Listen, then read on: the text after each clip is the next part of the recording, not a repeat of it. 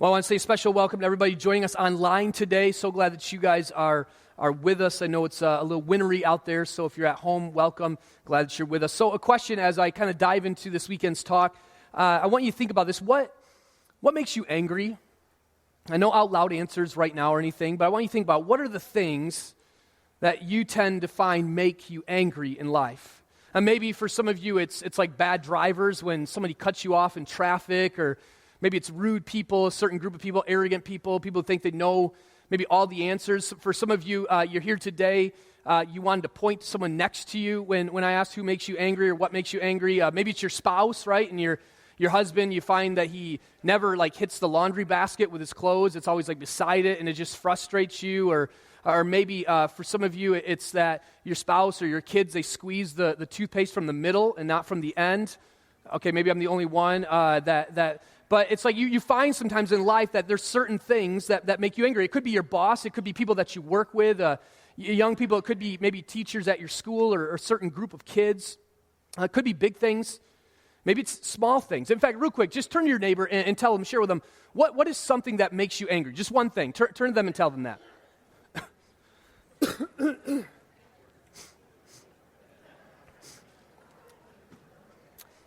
So, I said one thing, not 10 things, okay?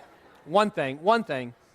So anger, I hope you realize this, and we'll kind of dive into this today. It actually can be a good thing, and it can also be a bad thing, right? And in fact, there's 15 different times in the Bible where you'll find the word anger and the word fire in the same verse.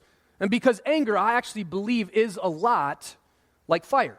In other words, you understand this, that fire can be good and it can be bad. I mean, it can be good in the sense that it can be used to warm you, right? It can be used to cook something. I mean, there's good fire, of course, that can be used for good things. And at the same time, fire can be a very bad thing. This is a picture of our Middleville campus a few years ago. Some of you remember our Middleville campus caught on fire. And of course, when that sort of fire happens, that's not a good thing. And so fire can be a good thing and it can be a bad thing.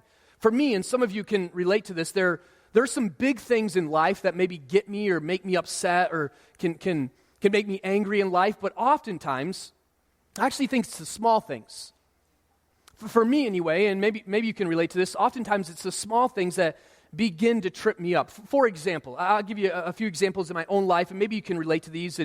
But when you go to the movies, for me, one of the things that bothers me is people who do not understand proper movie etiquette, okay? Anybody relate to me on that? It's there's certain things when you go to a movie theater and you watch a movie, there's certain etiquette that you need to make sure that you follow. Now, for me, when I go to a movie, I don't even know the last time I went to a movie on opening day, because I don't like being around that many people. I don't go to a movie on opening day, but if I go to a movie theater and I watch a movie, oftentimes there's not many people there, and one of the things that bothers me is that you'll go into a movie and you sit down, and of course there's a perfect spot to sit at a movie theater, right? And it's not too close, not too far back, but then right in the middle.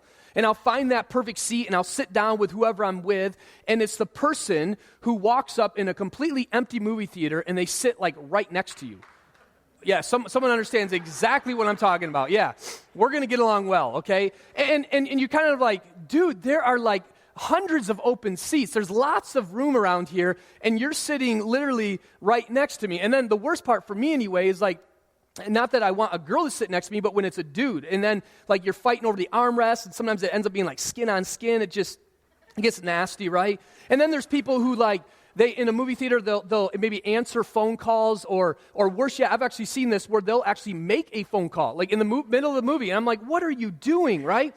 And then when you're watching a movie, there's these two different types of people that bother me anyway in the theater, where you have the person who they have no clue what's happening, right? And it's it can be the main character, and they're well, who is that guy again? And they're talking through the whole thing. And then on the other side, you have the person who knows everything. And they're that guy did it, he did it, he's, and they're yelling it out, and they're telling everybody everything that's going on in the midst of the movie, right? Many of us can find these little things, and again, it's not that big of a deal, but it can tend to trip us up.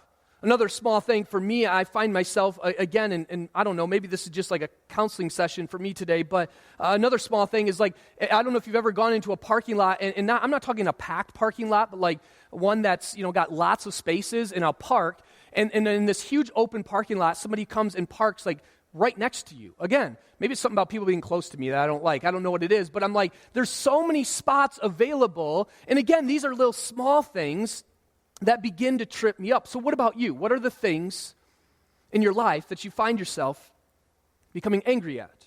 And here's really another question for you today. Are you choosing to deal with that anger? Are you choosing to deal with the things that make you frustrated, or are you giving the devil a guest room? Now, you might wonder what I mean by that, and so we're in a series actually called Unstuck, where we've been talking about how in our lives, all of us, we get stuck in ditches. We face things in our lives that make us stuck, where we feel like we can't quite get out of it, and we're in the midst of that. And I think many of us can really get stuck in a ditch called anger.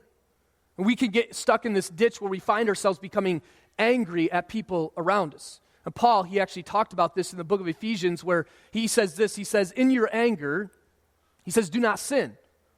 Do not let the sun go down while you are still angry, and do not give the devil a foothold. So the first thing we learn, what Paul is saying is that he says that in your anger, do not sin. In other words, and you've probably heard this before, the idea of becoming angry and anger in itself is not sin. And of course, like I mentioned earlier, there's two different types of anger, just like fire. There can be good anger, which is what would be called a righteous anger. Excuse me, something where you get angry and it maybe even angers the heart of God. You find yourself becoming upset at something in life that even when God would look at it, he would become angry. And then there's the other side of anger, where you look at something or something makes you angry that really doesn't matter much. Or maybe even that subject matters, but the way that you respond is not a healthy way. And he says, I don't want you to let the sun go down on your anger. And I used to think when I would hear that verse, I always used to think, well, that's for like married couples, right? Like that when you're married, you can never go to bed angry. And of course, I think that's true, but I think it's so much bigger than that. And I think it's for all different types of people, because what Paul says is he says that if you do that, he says, you give the devil a foothold. Now, what does that mean? Well, the Greek, and actually the interpretation of that word, it literally means an opportunity. It means a location. It means a physical, a literal place inside of you. He says, the reason why I don't want you to go to bed angry, the reason why I don't want you to allow anger to manifest inside of your heart is because when you do that, he says, you're actually giving the devil a guest room. Don't allow him through the door of anger to live in your heart. And he says, when we do this, I think we fall into a ditch. And maybe like some of you today, you find yourself stuck, becoming angry or frustrated at things in your life. Now, there's all sorts of stories of people who allowed anger to have a foothold inside their life. A lot of stories in the Bible. One story I was thinking of this past week is a story of two brothers, because if there is somebody who you could honestly probably get really angry with, it's a brother, right? In fact, how many of you have a brother that you find yourself fighting with often, or you used to fight with? Yeah, like I think brothers, it's like sometimes brothers, don't look at your brother, for crying out loud. Like some of you are staring him down, like you want to fight him right now, right?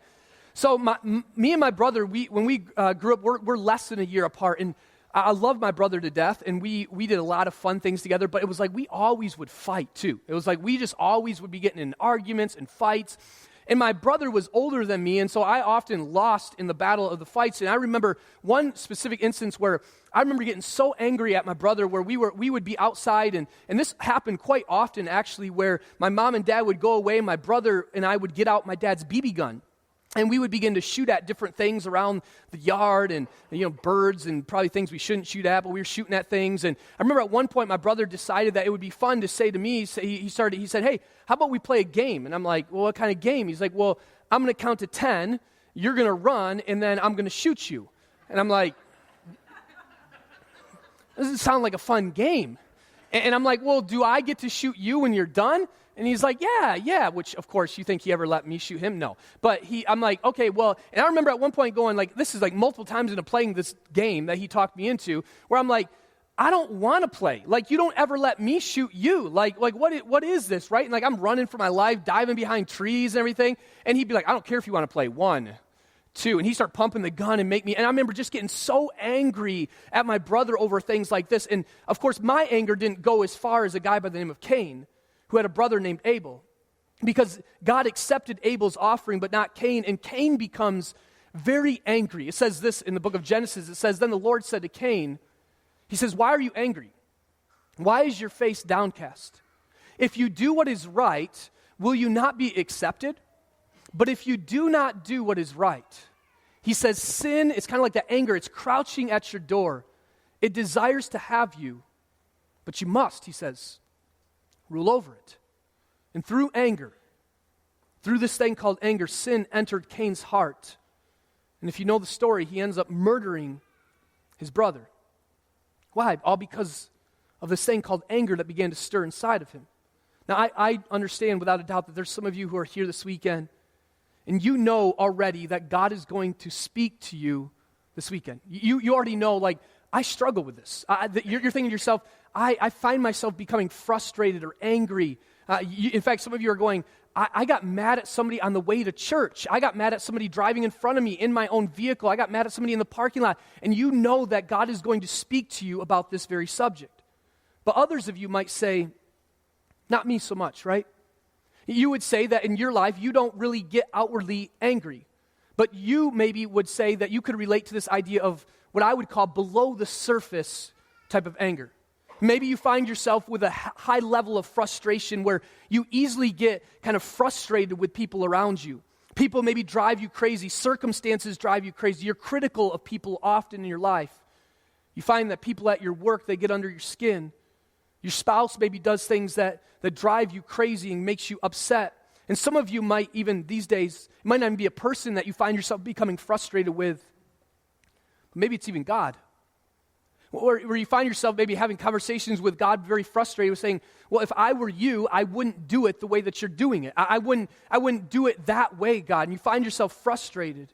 And the question is this, because I think many of us deal with anger in all different sorts of ways. I understand different levels of anger.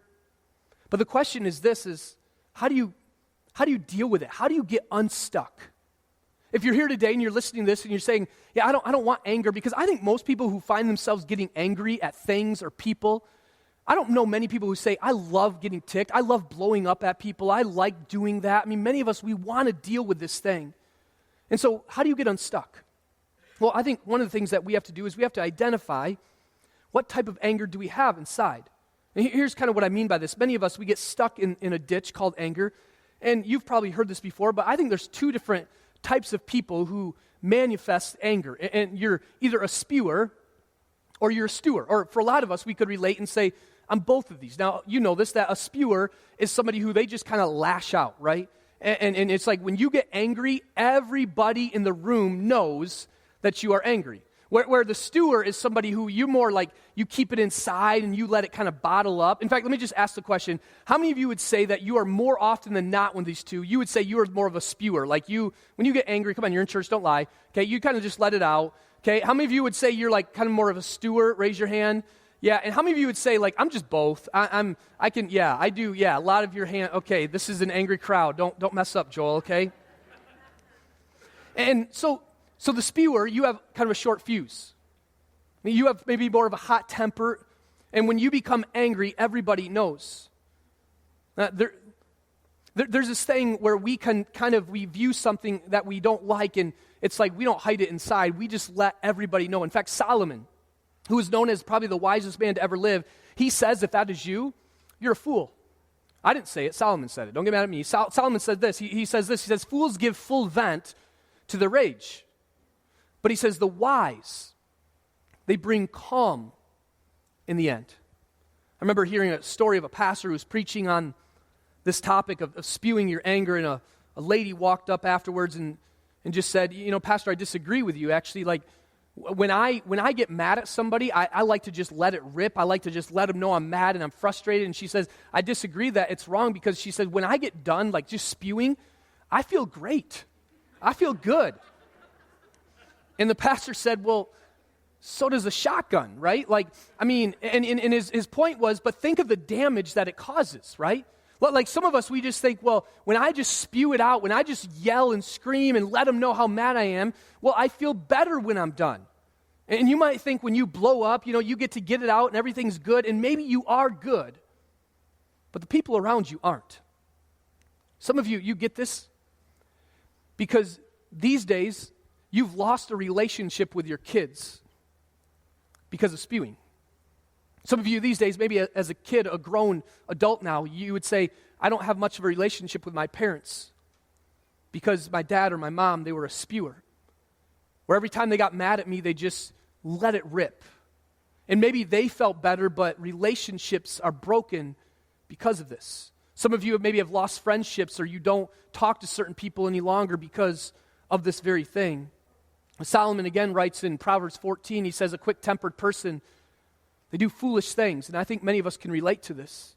And the one who devises evil schemes, he says, is hated. In other words, when you are quick-tempered, when you just kind of let it out, we end up doing things that are just foolish. Now, for me, I'll be honest, this is one of those subjects I've struggled with a lot of my life. I would actually say that many years ago, probably the thing I would have raised my hand to is that I was more of a spewer. When I was angry, I would just kind of let it out. In fact, I think it was around my freshman year in college, I kind of came to this conclusion that I hated myself because of how angry I'd become at so many things in life. And for me, I hadn't dealt with certain things in my life, and I found myself spewing and getting angry and mad, and I had friends who tried to tell me, Joel, you got to deal with this, you got to do something about it. I remember one specific instance that, to this day, I'm so not proud of this moment, but I can look back and kind of laugh at myself and just think, wow, that was really a bad moment in your life. But I was coming home from church, actually, so here I am, I'm worshiping Jesus, trying to learn more about him, and I'm going to college to go into ministry, and I love God, and I love people, and I remember I'm walking into my dorm with my roommate at the time, and we're walking in from church, and I lived in a dorm, a place where there's 3 stories, and so when you walked in, literally, like if you were at the staircase, you could look all the way up to the top, and people at the top could look all the way down at you. And I'm at the very bottom floor, and all of a sudden, had no clue this was coming, some guys at the top had water balloons, and they started chucking them at us, okay? And one hit me. And I remember, in this moment, this rage came over me. And again, not proud of it, but I remember, looking at my roommate, and he kind of looked at me like, dude, don't do it, don't, please don't. And I remember I just booked after this guy. I was yelling and screaming and just going after this guy. I didn't end up catching him, but I was so mad. I don't even know what I would have done if I would have caught the guy, for crying out loud. But I remember my anger, and then later looking back at that, just going, how embarrassing, Joel. That you allowed your anger to just truly overtake you in your life. And let me just say to some of you, maybe your anger problem, this ditch that you're in, it's destroying close relationships around you. You have to deal with it. Now, again, maybe for you, you'd say, I'm not so much the spewer, but I find myself stewing inside. David in the Old Testament, he often did this in the book of Psalm. He says this, he says, when I kept silent, he says, my bones, they wasted away through my groaning all day long. In other words, it's this idea that we're just holding things in. So we get upset with something, and instead of expressing it in a healthy way, we kind of just keep it inside, kind of like a pot that's ready to boil over. And really, when you think about it, this kind of anger, the stewing anger, it's so the opposite of love. And Paul tells us that when we love people, we keep no record of wrongs. And stewers, you understand this, you keep long lists of wrongs, right? Well, she did this, and he did that, and I would do this if he would just, and it's like we stew on these things over and over and over again. I actually think that this is something that can truly destroy so many relationships. In fact, I think it's one of the things that destroys marriages, where couples get so upset over small things, and the next thing you know, you're going to bed and you're stewing, right? And what you're doing is you're giving the devil a guest room inside of your heart. You're so mad over angry things. Now, if you and your spouse are both stewers, then you go to bed in what I would describe as the fighting position. Do you know what that is? Where you both face opposite, outside of each other. So you're just I'm not going to look at you, right? You're facing opposite ways. And for you, when you're sitting there, you're laying in bed and you're like, well, he better say something to me first because he did da-da-da-da-da. And he's thinking, well, she better say something to me first because da-da. And it's like you have created enemy territory where there's a line down your bed where it's you don't dare cross over that line into enemy territory, right? And the first one who does, they lose, okay? Some of you all acting way too holy right now, okay? And you're laying there, you're in enemy territory, and all of a sudden your toe slips over and touches them, and you pull it back really fast. You're thinking you're not getting any toe tonight. It's not happening. We're so godly, right? I mean, but you know this, like you're stewing inside. You're so angry inside at the person. And sometimes you would say, what are you angry at? And you would just go, I don't know, right? Because it's like all these things have just begun to build up in your life and you're chewing on them. Jesus, he tells a story of two brothers. There might be a theme here with brothers, I don't know, but the younger one, younger of the two brothers, he decides to leave. And he asks his dad if he can receive his inheritance early. And so his dad gives him, his inheritance, and he leaves, he goes away. And of course, at one point, after he parties hard and he loses everything that he has, he decides that he wants to go back home. And so he does just that. He goes back home, and the dad is so excited to see his son. And he welcomes him in with open arms. And if you know the story, the older brother is mad. He begins to stew. He begins to get so angry and think to himself, I did everything right. I did all the right things. I never disowned you, Dad. I didn't walk away. I didn't even get my half of the inheritance. I've kept all of the rules. He begins to think this isn't fair. And if you know the story, he doesn't even go to his brother's own party because of the anger that he stews on the inside. Many of you would say today that the type of anger that you find yourself having more often than not is that you would say, I'm a stewer. And so the question is, how do you get unstuck? Whether you find yourself being someone who spews things and you just tend to kind of just let it rip, or you find yourself holding these things in on the inside, wherever you're at on the spectrum, how do we remove the sinful anger from our life? How do we get out of that ditch? A couple thoughts on this. The first one is just this. I think one of the things we have to learn to do is put out that anger, put out that fire. I love this verse. Again, Solomon writes, he just says this, starting a quarrel, he says it's like breaching a dam. He says, so drop the matter before the dispute breaks out. He says, drop the matter. So many of us, this is so hard for us to do, right? You get into an argument with somebody, and you think, I have to have the last word. I got to get my point in. And he's saying this, no, it's not worth it. Learn to drop it. Some of you are thinking, well, Joel, I can't do that. Like, Joel, when I get mad, when I get upset, I can't drop the matter. And whether you are a spewer or a stewer, you think to yourself, there's no way that I can drop what they've done to me. There's no way that I can just let it go. And I would say, you're wrong, you're lying, you actually can. And here's how I can prove it. Every one of you has seen this before, or maybe you've even done it before, where you're sitting there and you're yelling at your kids. You need to be quiet, and and you're yelling at your spouse, and you're saying, I can't believe you would do that. And you're so mad, and you're so angry, and all of a sudden your phone rings. Come on. And all of a sudden you're like, and I can't believe you, and you be quiet. I'm about ready to answer this question. Hello, how are you?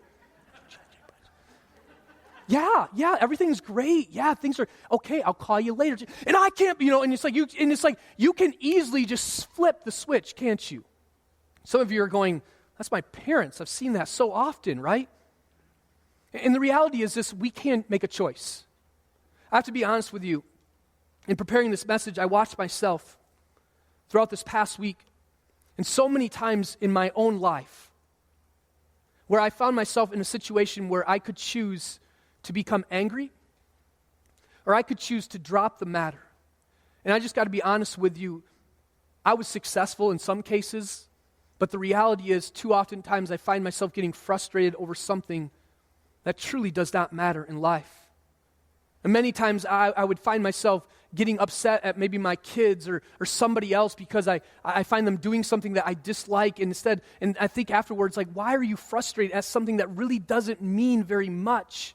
And many times we have to learn to drop it. So somebody's running late. Drop it.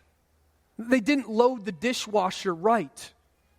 Drop it. I got to tell you, this is kind of a crazy story, but so we're teaching our boys how to load the dishwasher, right? Like when they get done using something. And for me, I do believe there's a right way to load a dishwasher, by the way, okay? And but it's like we're teaching our kids, and you can see how bad it is to live with me. So we're teaching our kids to do this, and it's so often where it's like my kids are doing what I'm asking them to do, but I'm like, well, but you didn't do it right. You put your cup in like straight up where it's not going to get cleaned that way. And instead of just saying, hey, thank you for doing the thing that I asked you to do, sometimes I find myself becoming frustrated at the little things. And maybe you can't relate to it, but oftentimes I think there's so many things in our lives where if you think about your week, where you got angry or frustrated with somebody when it didn't matter. It didn't matter much. Somebody at work is getting on your nerves, drop it. Some things are not worth it. I think one of the ways that we need to learn how to respond is the way that James teaches us. He says, my dear brothers and sisters, he says, I want you to take note of this. In other words, pay attention to what I'm about to say. He says, everyone, not some people, but everyone, he says, they should be quick to listen, slow to speak, and slow to become angry. See, I think when you're quick to listen, when you're slow to speak, I think it leads to you becoming very less likely to become angry. I think it means that you become slow to become angry. But oftentimes, if you're like me, maybe you can relate where I find myself not becoming so much slow to speak, but fast to speak. I find myself not becoming quick to listen, but I'm slow to listen. He says, if you'll learn just to slow down and to listen and slow to speak, he says, then you become slow to become angry. Because human anger, he says, it does not produce the righteousness that God desires. It doesn't produce it. See, when we do this, when we follow what James is saying here, we actually become, get this, more like God. There's 7 different writers in the Bible that say that one of the attributes of God, in other words, who he is, the qualities of God, is that he is slow to anger and he is abounding in love. That he's slow to anger and he's abounding in love. And if you have an anger issue, I think some of us, we just have to let God deal with it. We have to learn to drop things that really do not matter. The second thing I would say to you is not only to put it out and drop it, but I think for some of us, you have to learn to get some accountability with this thing. And many of you, you might be thinking to yourself, Joel, I can't drop it. Sometimes it is hard. Sometimes it is difficult to really face the reality of how you're feeling, and I think sometimes it is difficult without accountability in your life. And too often times, we don't acknowledge that there is a fire inside of you. And when you think about it, when you see a fire, what do? Like when you see a big fire, what does somebody do? Probably about a month and a half ago, I was getting up pretty early in the morning, and I was coming into work, and when I woke up, I went into the bedroom to get some clothes out, and I noticed that outside it was really bright. And it was probably about 4:30 in the morning, pretty early, so I was like, well, it's not the sun. And I just thought maybe the boys had left, the lights on outside or something. And so I went around to turn them off, and as I walked into my living room, this is what I saw across the lake. And this is a house that's on fire, like just completely engulfed in flames. And I remember looking at that, literally just like lighting up everything. Now I want you to imagine with me, imagine if I said when I saw that fire, I got this. I grabbed my bucket. I grabbed a hose. I drove over to the house and thought to myself, well, I can take care of this. And you understand that would just be foolish, right? Of course, what do you do when you see a massive fire is you call the people that know how to help. And it's not just like one firefighter shows up. There's multiple people who come and they put out the fire. In other words, they recognize and you recognize that you can't do it on your own. And all of us would say to the person who grabs the bucket and grabs the hose, what are you thinking? You're crazy. And I believe it's the same way with anger. Some of you, you've allowed this fire to burn inside of you. And you're trying to put it out over and over on your own, and it's not working. And can I just say to you, it's because you need accountability. You need other people in your life to help you get unstuck and out of that ditch. You can't keep thinking you can do it on your own. You're ruining relationships with your kids. Maybe you've lost friendships at work or at school because we refuse to get help. That's why we push this value so much of connecting at TVC. Why we encourage you on a regular basis, hey, are you part of a life group? We don't do it because we think you need something else in your life. We do it because we understand that there is value in connecting with other believers when you can look at them eyeball to eyeball, not in something like this, but when you can sit in a circle and you can say, I struggle with this area. I need help, and people can begin to hold you accountable. I mentioned this earlier. I've struggled with this in my life. I remember after that moment where I started chasing that kid, and again, I could probably share with you too many stories of times of things that I did my freshman year of college that I look back on and I just regret. But I remember having this moment where I realized, Joel, this is not who you want to be. You don't want to be quick to anger. You don't want to be lashing out on people that you care about and you love. And for me, what I realized is that my dad had passed away about 3 years before that, and I just hadn't dealt with it. I really hadn't gotten the help that I needed. I thought that I was good, I was tough, I could do it. And so I remember I did something that was very humbling for me, where I went and I sought out a professional counselor. And I sat down with that person, and it didn't fix me overnight. It didn't change me in a split second. But what it did is it allowed me the realization that I couldn't do it on my own. Can I just challenge you for a moment? Are you in a group? Do you have people that will speak truth into your life? Do you have people that you feel like comfortable enough where you could say, you know that thing that they talked about this weekend? I struggle with that. I need some help. If not, can I just challenge you to think about being a part of a group, to go out to your next step, check it out, and just say, I need to be a part of a group, because in the midst of that, you find accountability. So I think not only do we need to learn to put it out and get accountability, but I think what we need to learn to do with our anger as well is we can allow it to lead to healing. See, when you look at Jesus' life, he got angry often, but he never sinned in the midst of that anger. And there are several times where you see this, but probably one of my favorite stories is about a guy who had a shriveled hand. He was born this way, and it was a Sabbath. In other words, this was the day that you weren't allowed to work, and which means in their minds that you couldn't actually heal on the Sabbath, because that would be some type of work for Jesus.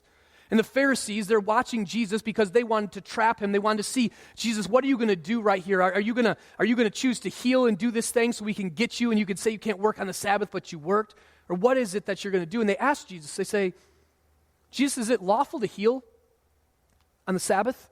And Jesus, he responds to them, he says this, and Jesus asks them, he kind of turns it around and kind of asks them a question. He says, which is lawful on the Sabbath? To do good or to do evil? To save a life or to kill? But they remain silent. And so Jesus, in the midst of this, he becomes angry because he understands their heart is not really about should you or should you not heal, but he understands that they're just trying to trap him, and he looks at them, he says, then he looked around at them in anger. And he's deeply distressed at their stubborn hearts. And instead of looking at them and doing what many of us would do, we would probably cast some demon on them, or we would do some horrible thing to that person. He looks at them, the man, and he just says, stretch out your hand. And he stretched it out, and his hand, it says, was completely restored. The thing I love about this story is that in the midst of Jesus' anger, in the midst of him looking at these people who just don't understand it, they just don't get it, many of us would allow that anger to lead to negative things, but in the midst of Jesus' anger, he allows it to lead to healing and restoration. So some of you, get angry. Your marriage isn't what you want it to be. Get angry. Not at your spouse, but get angry at the fact that you know it could be better.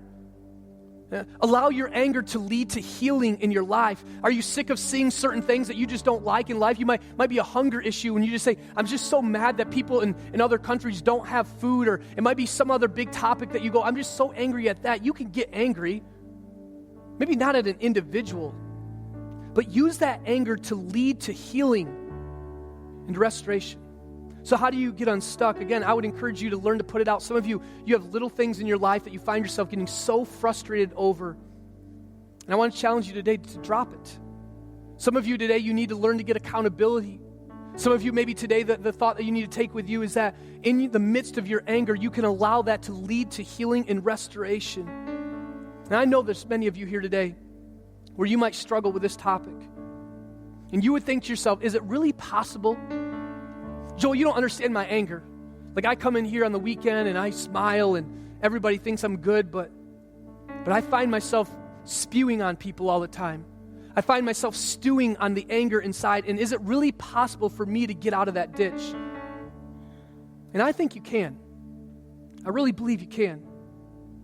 Remember, the worst thing that we can do when we're stuck in a ditch is to do nothing at all. And the reason why I believe you can find freedom, the reason why I believe I can find freedom is because, of course, what God did for us. In fact, at one point in Jesus' ministry, he was eating and he instituted this thing called the Lord's Supper, or what we would call communion. And the idea really was simple. He wasn't instituting something that would become religious. He wasn't instituting something that would become a tradition that we would just do because everybody else is doing it. He was saying, I don't want you to forget what I'm about to do. I don't want you to forget what I've done for you. And the reason why I'm going to do this is so that you can find freedom in the midst of whatever ditch you face in life. And so years later, churches all over the world, we do this thing called communion, where we take bread and we take juice, we eat it and we drink it, not because it's a tradition, but we do it remembering that God loved you so much that he sent his son Jesus, that his body was broken and his blood was shed so that we could spend eternity with him.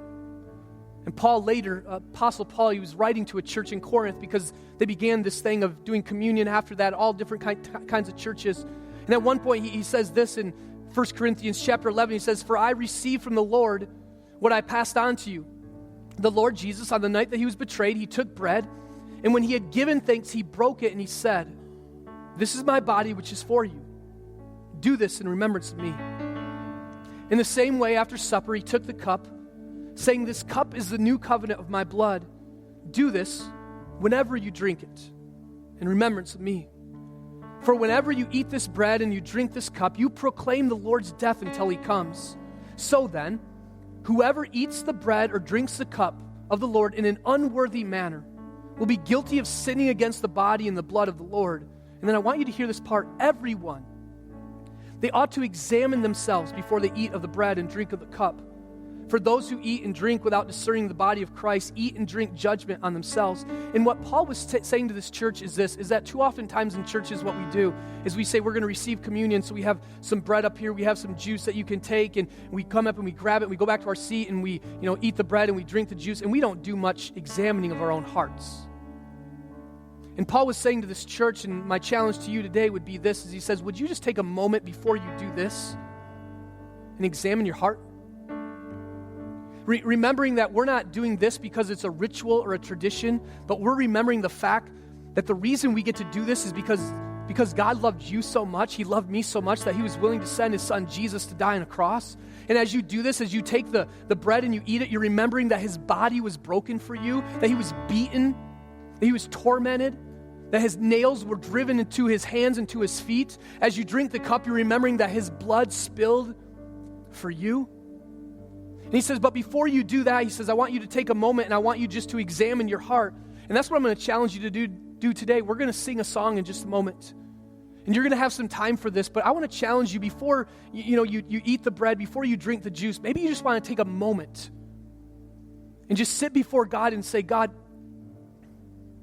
is there anger inside of me that I need to deal with? God, is there something else happening inside of me that I need to ask for forgiveness for? Is there something going on inside of me, God? And he's just saying, examine yourself. Examine to see if there's something there that maybe God needs to deal with. And maybe in the midst of that, you need to say, God, would you forgive me for that? God, forgive me for the fact that I've been stewing on this relationship over and over and over again. God, forgive me for the words that I begin to spew on people in my life. And so the band's just going to play some instrumental music for a moment. I'm going to pray, and they're going to do that. And while they do that, I just want to challenge you as a church. Examine yourself. Spend a moment just saying, God, is there something there? If there is, God, would you bring it to life? Would you bring it to me so that I can ask for forgiveness? And then as you feel comfortable, you can come up front. We have stations here. We have stations in the back as well. You can grab the bread. You can grab the juice. You can go back to your seat, and you can take it there. And so I'm going to pray, and then we'll sing. And again, during that little instrumental part, if you'd be willing, just examine yourself for a moment. And then as you feel comfortable, you can come forward to receive the elements. Let's go to him. Father, thank you, God, that no matter what we've walked into this place with today, no matter the type of maybe anger or frustration that we feel at times towards people, towards society, towards our school, towards work, whatever it might be, God. God, that you paid the ultimate price for us. That we can find healing because of that, God, in the midst of our anger, in the midst of whatever sins that we're dealing with these days. So God, as we sit and we examine ourselves, I pray, God, that you would bring to light, you would bring to life the things that maybe we do need to deal with in our life, the things that we need to maybe ask for forgiveness for. And God, as we do this, as we receive communion, we don't want to do it because it's a ritual. We want to remember the fact, God, that you loved us so much, that you sent your son Jesus, that his body was broken, his blood was shed, so that we get to spend eternity with you. Help us not to take this lightly. So God, we thank you for your amazing love, your amazing grace. We ask all these things. In Jesus' name, amen.